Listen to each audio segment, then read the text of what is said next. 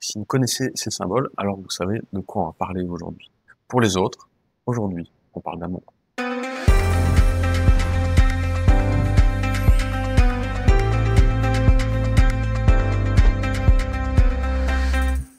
Comme le symbole de l'amour, la définition change au fil des temps.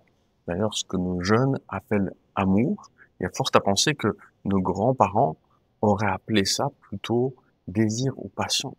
Ah, je veux être avec cette personne, je veux travailler avec cette équipe. J'aime l'image que je projette quand je suis avec elle. J'aime ce que je projette lorsque je suis dans ce groupe. Dans cette série, nous allons regarder un passage de la Bible qui nous parle de l'amour, où l'apôtre Paul nous aide à mieux comprendre ce qu'est l'amour.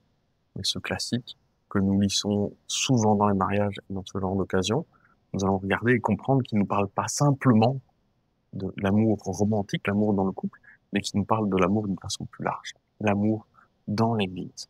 Et pour bien comprendre dans quel contexte Paul écrit ça à l'Église, je vous invite à regarder le verset qui précède 1 Corinthiens 13.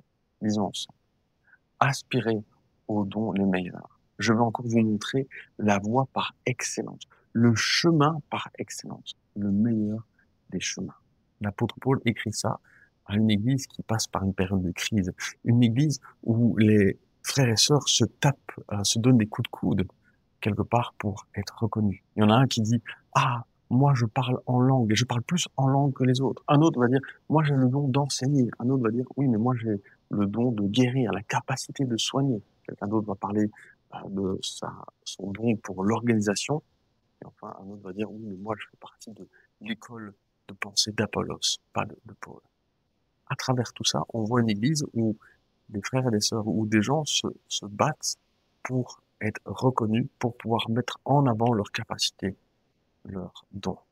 Mais l'apôtre Paul leur dit qu'il y a une chose, un chemin qui est plus important, un chemin qu'ils doivent arpenter plus que celui d'exercer et de mettre en pratique leurs dons. Quel est ce chemin? C'est un chemin auquel nous devons réfléchir, un chemin qui est important. C'est quelque chose qui est hyper important pour nos églises, qui est important pour nous, dont nous avons besoin. D'ailleurs, on pourrait même dire que si un responsable d'église n'avançait pas bien sur ce chemin, on devrait lui demander de faire une pause. On devrait même mettre ça comme prérequis absolu pour tout service et tout ministère dans l'église. C'est bien entendu, vous l'avez compris, l'amour. Avant tout, nous avons besoin d'amour. Nous avons besoin d'aimer les gens qui nous entourent et auprès desquels nous voulons mettre nos dons au service.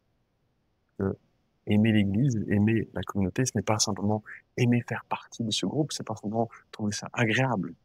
Non, c'est plus que ça.